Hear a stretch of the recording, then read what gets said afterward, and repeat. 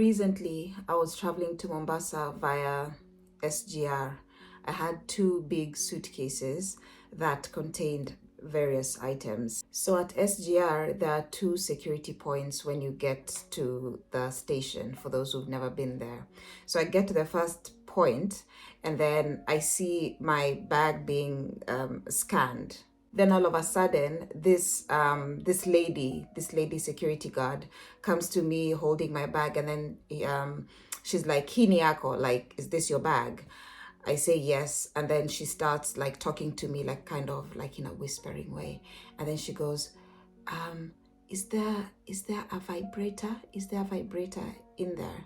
I'm like, "Okay, yeah, there is a vibrator, but what does a vibrator have to do with anything?" So I say, "Yes, there's a vibrator inside." And then she says, "Oh, we don't allow vibrators, but don't worry, we can always talk about it." Like, she said it in the same breath. We don't allow vibrators, but we can see like how we can help each other. And I'm like, when I got to SGR that evening, because I was traveling with the night train, the one at 10 p.m., I had sworn to myself that I am not paying any bribes. I was so ready. Like, I was so ready. And this is because the previous time when I was at SGR, the security people at the station took my perfume, and then they're like, "Oh, we don't allow you to carry perfume unless it's like 100 mils or less." And I'm like, "Okay, I would understand that for a plane, but this is the train. Like, where do you want me to put it?" And like, "Oh yeah, we don't allow perfumes." But then again, in the same breath, she was like, "But we can always see how we can help each other." So I ended up giving them, I think it was 50 bob or 100 bob. But then at that point, the train was almost leaving, so I didn't really have time to haggle. And then I was like, "Just give them the money so that you can go through and everything will be okay." So this time I was like, I feel like I've been played. I don't think that was right.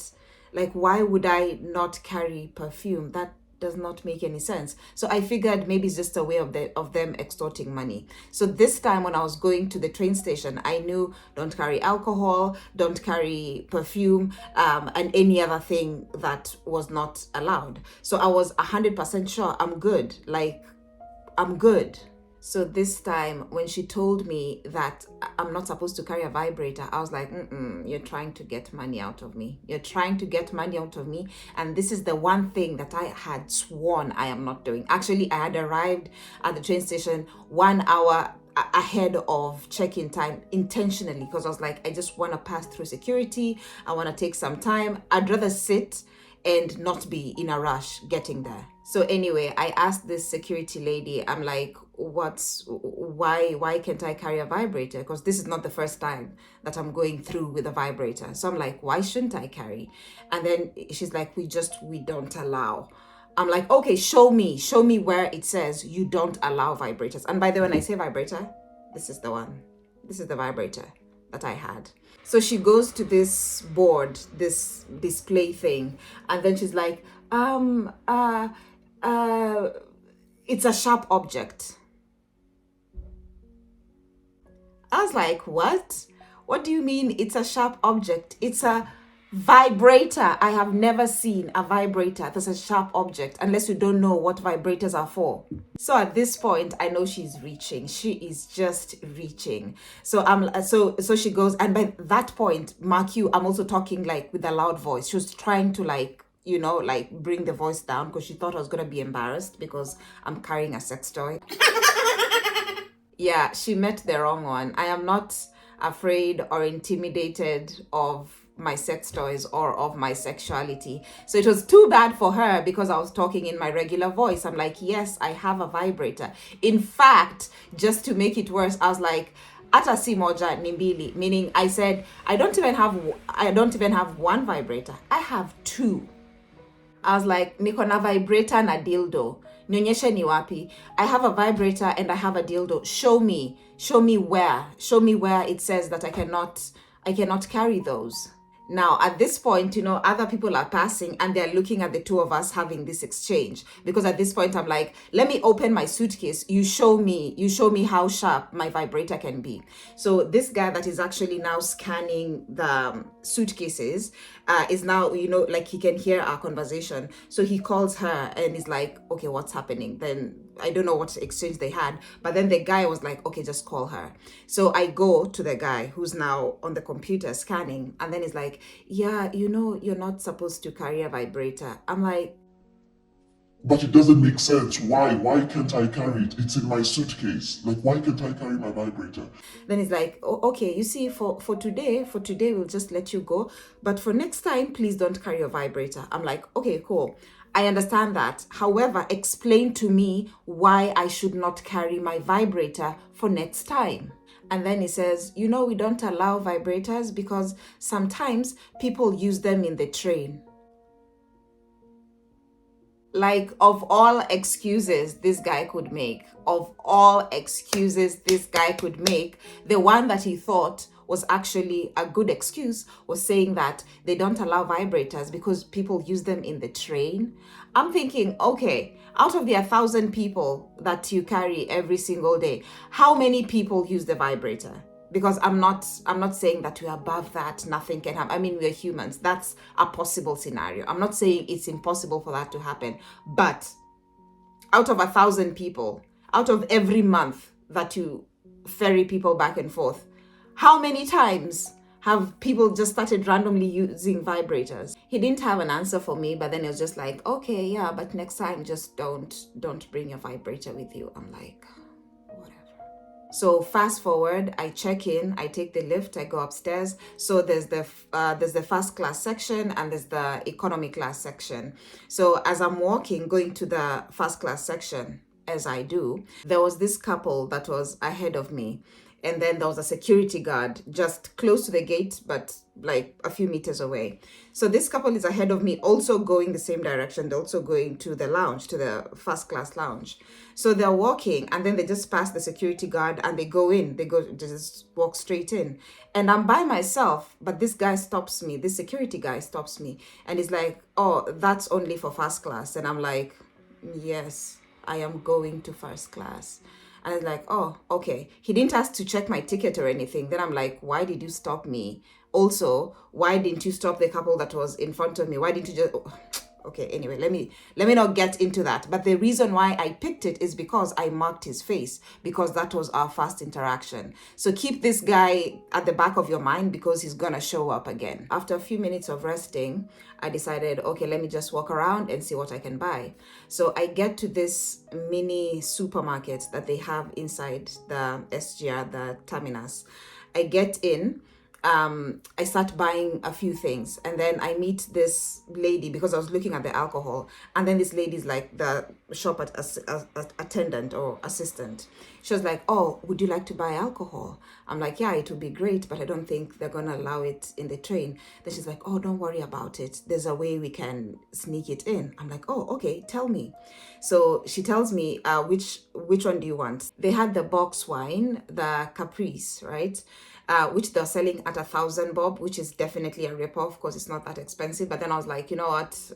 I don't have a choice. So she tells me, let's go to the back of the store, like where the shelves are. Let's go to the back. We're going to put it at the bottom of your bag because I had this big brown bag. She's like, it's a backpack, right? So she's like, let's put it right at the bottom. In fact, when you go to pay, just tell them how much it is and then she'll just key it in. You don't even have to pay it through like the cashier so that people don't see.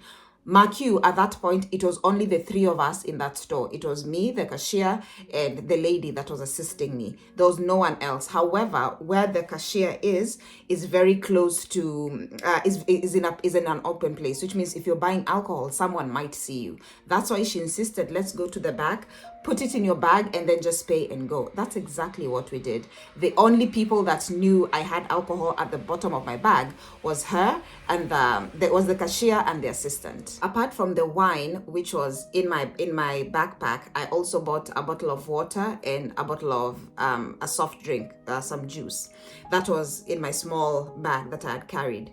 So I go back and sit at the first class lounge. So as I'm sitting there, at the corner of my eye, I could see the same security guard. Remember, I told you the security guard that asked me why I was coming, where I was going the first time, and I told you I marked his face. Now this security guard, this same one, is now inside the lounge, and he's standing right at the corner, but at the back. He's now not outside where he was asking people questions. He's now standing inside, but at the back. At that point, I didn't think much about it. I was like, well, he's a security guard, so I guess he's doing security stuff. So I didn't think much about it until later on when it made sense. A few minutes later, it is time for us to board the train, right? Everyone, so first of all, they call the first class people to go in. So I'm among the people that are going in. Maybe I wasn't like among the first, but I was somewhere in the middle, right? So a few people have already gone in. Then it's my turn, and then this same security guard is standing there and stops me, only me, and is like, I want to check what you're carrying. And I'm like, well, that's weird. Like, more than 50 people have already gone through these doors. You haven't stopped any one of them, but you're stopping me, asking me what's in my bag. So I showed him the bag that had the juice and the water. And then he's like, are you carrying anything else? I'm like, anything else like what? He's like, don't you have alcohol? I'm like, no, I don't have alcohol. And at this point, my brain is now calculating things. It's now calculating things because I'm like, something is going on. Why is he only asking me if I have alcohol?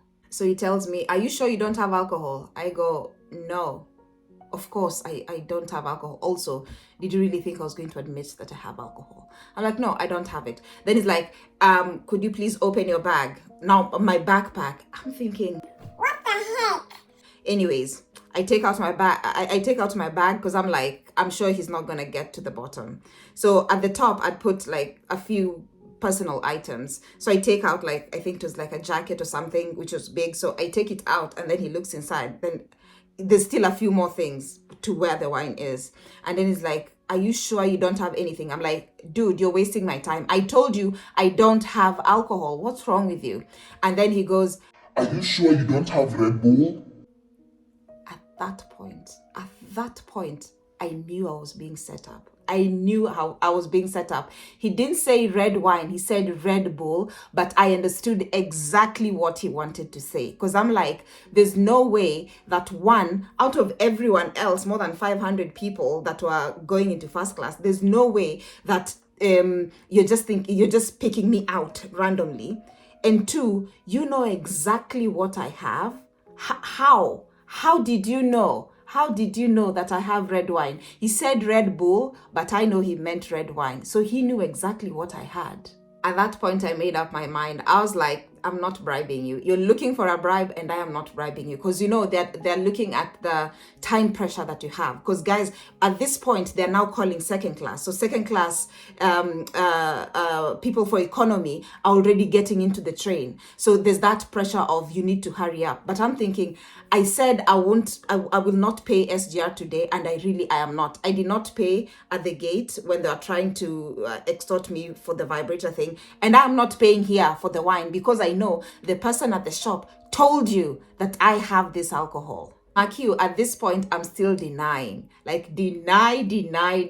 I'm like, I am not admitting. I will die on this hill. I will die on this hill. So he asks again, he's like, are you sure there's no like alcohol inside your bag, like at the bottom of that bag? I'm like, no, there's nothing. Oh my God, guys, he called my bluff. So he says, why were you lying to me? And I'm like, give me my wine. Just give me my wine back. Because, like, what else? What else am I supposed to say? So I'm like, give me my wine back. My plan was take my wine, take it back to the store and tell the lady, give me back my money because you played me, and you're not going to play me. I'm not going to buy this wine and then get to the gate and tip this watchman, this security guy as well. To my surprise, this security guy says, no, I'm not giving you your wine. I'm like, well, that doesn't make any sense. Because for me to get into the train, I'm not supposed to have the wine, right? So give me my wine. I'm not getting into the train. Like, what's the big deal? Just give me my wine. They're like, no, I'm not going to give you a wine. Then I'm like, anyway, he tells me, go to the person that sold you the wine. She should come here. I'm like, okay, cool. Guys, at this point, Mark, people are getting into the train. Like, time is moving. But I'm like, I'm gonna relax because I need one of two things. Either you give me my 1,000 bob or you give me my box of wine. So I put my bags down, my suitcases, but then I have my backpack. I'm running back to the supermarket, which is a few meters away. I get to the door and the lady, it was like she was waiting for me. She's like, oh, did something happen with the wine? And I'm like, how did you know why I'm back? Why didn't you assume that I was just coming to buy something else? Why would you assume that there was something wrong? These guys are such amateurs. So I tell her, yes, I've been stopped because of the wine and the security guard is calling you. So she says, okay, let me come. So as we are walking, I tell her, there are only 3 people in that store. And the wine was kept, like by the time of putting it in the bag, we were at the back of that store. So someone must have told that security guard. And I looked at her straight in the eye and I'm like, there's someone that told him. So I didn't accuse her directly, but I was like, I know the game you're playing and I am not the one, mama. I am not the one. They have a chat for a few, maybe a minute or two. And then all of a sudden she has the wine and then she beckons, she calls me and then we go to the other side, a bit further away from where the gates are. And then she's like, oh, here's the wine. Just put it in your bag and go. I'm confused. I'm like, that's it. I just put it in my bag and go. And he's like, yeah, everything is fine now. Anyway, I take my wine, I put it in the bag and I just walk through. At that point, that same security guard literally gave me his back. Like, this is where I'm going in, straight like this. He's supposed to be standing and checking people. He literally turned and pretended to be looking at the screen. Literally gave me, not looking at me, like I am not seeing what is happening. And this person is just going in. And I'm like, this was a game, man. This was a game. What they're counting on is, would you rather miss your train because of 1,000 shillings worth of wine, or would you rather give him something small and he can just turn a blind eye? And that is the reason why he didn't want to return the wine to me for me to take it to the store. So this is like a game that he has already with the person at the store. So whatever money they extort out of you, they go and divide it. And I acknowledge my role in this, in that if I had not agreed to take the wine in the first place, then this whole situation would have never happened. So in that case, I'm wrong because I was also part of the process. I'm saying this because we have become a country where bribing and extortion has become the order of the day. And it doesn't start at the top. It doesn't start with our leaders. It starts with us. The kind of leaders that we have are a reflection of the kind of people that we are. I came across this video that I'm going to play just now, and it made me realize just how much to what level, to what extent we have gotten it to. We used to extort within ourselves, but now we are doing it even to people that actually want to help. Like, we become so selfish that we don't even realize when you're being helped. We just want to extort. We just want free money. Some of the deepest corruption I've ever encountered was in Kenya. Went there to drill wells for them. Their people were. This is some years ago, a great drought, and we purchased a well drilling rig, sent it to Kenya, They're over there dying of thirst. People were dying of thirst, and I'm trying to drill wells to give water to them. And I was extorted by corrupt people in Kenya. Some of them Christians. I had to pay, I was told I had to pay a charity tax. Charity tax? Well, that's not exactly how they called it, but that's what I called it, the charity tax. So you want to give away your money here in Africa, do you? Well, we'll have to tax your charity. Mafia tax. Yeah. And so they impounded my water drill in the port of Mombasa and wanted $80,000 cash to release it. Okay. That's Kenya, right? Where there's a big influence of the church in Kenya. Yes. So, yeah. So I've encountered it. I'm not surprised that there are locust swarms in Kenya right now. Hope it eats out the lying and the deceiving. It is one of the most deceiving countries I've ever been in. I've never been to Nigeria. That's even worse.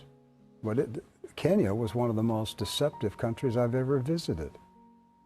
People were lying, constantly lying and trying to steal. I believe what that guy was saying, because a few months ago, I was attending a wedding in Norway, and I happened to sit with a guy who had visited Kenya before. He's a very successful businessman. So I asked him, what do you think about Kenya since you've been there before? And he's like, well, Kenya is a good country, but not good for business. Like, he was just honest, like, not good for business. And I'm like, why? And he said, oh my God, the corruption in that country, you cannot compete, you can't work, it's impossible. So the thing was, they were bidding for a tender to supply, I don't know, electricity or something like that. It was a big government tender, like it was a lot of money. So they were coming in as Norway to put their bid, but then there are also these Chinese people that also wanted the bid. So he's like, on the day when you actually go in to make the offer, the Chinese come in with a briefcase full of money. Like, they have cash to bribe so that you get the job. And he's like, as Norway, if you try and bribe and the government finds out that you actually got the tender through bribing, you'll actually get locked up. It's against the law. You cannot bribe no matter what. Like, if they give you the job, they're giving you the job just like that. Like, you should not pay any money for you to get the job. He said it was such headache, like it was terrible. It was not a good experience at all. And he was like, yeah, I would love to go back there maybe for holiday, but definitely I would not want to do business with Kenyans because it was not a good experience. Same thing happened a few years ago. I was working on the movie Eye in the Sky in South Africa. So it was a Kenyan story, but it was shot in South Africa. So I happened to sit with one of the producers and I was like, well, why didn't you shoot this in Kenya? Like, we have the actors, we have the landscape, we have everything. Why didn't you shoot in Kenya? And he was like, oh, we tried. We tried to shoot in Kenya, but it was impossible. They said, first of all, they were taxing them for the camera gear that they were going to bring. Yeah, they're going to tax for that.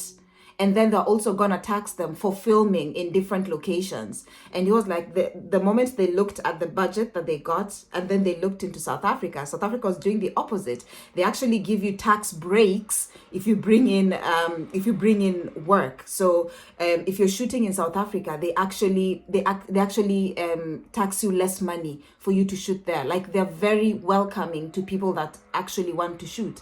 They have the landscape, they have the actors, they have everything. So they're like, it was going to be way cheaper to shoot in South Africa than it would to shoot in Kenya because there are so many taxes. And also he complained about the same thing. Too many people wanting handouts, like wanting to be bribed for things that they're just supposed to be doing. Final example, there were these ARV drugs, medication for people that have HIV and AIDS. They were being brought in from America as for free for Kenyans to come and use. So they're being shipped in and then they got to the port of Mombasa. So usually the American government would give Kenyans, the Kenyan government, for them to distribute. But most of the time, the medication would not get to the people that were supposed to because there's, again, a lot of corruption. So this time they decided, okay, medication is going to come, but we're going to use our own NGO, which means we're going to distribute it ourselves. So the Kenyan government was like, okay, well, if we're not the one doing the distribution, then you have to pay tax for the medication.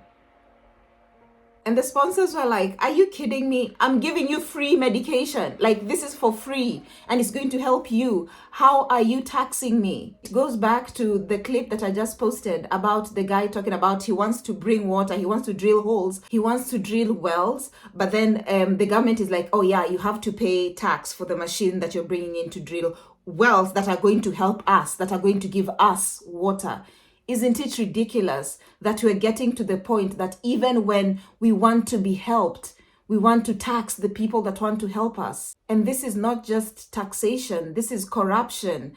This is extortion, because the people that are now supposed to be benefiting from the water cannot get it. Why? Because the person at the top was not bribed. The people that are supposed to get this very crucial life-saving ARVs are not getting them. Why? Because the person at the top has not been bribed. The corruption is getting to international levels, and we need to do something to stop it. And it will not start with our leaders, it's going to start with us. We are a reflection of who we vote for. Anyway, in case you're wondering why my tongue is red, I'm eating mabuyu. This is mabuyu. Mabuyu. That's why it's red. See you next time. I hope you subscribe. Bye.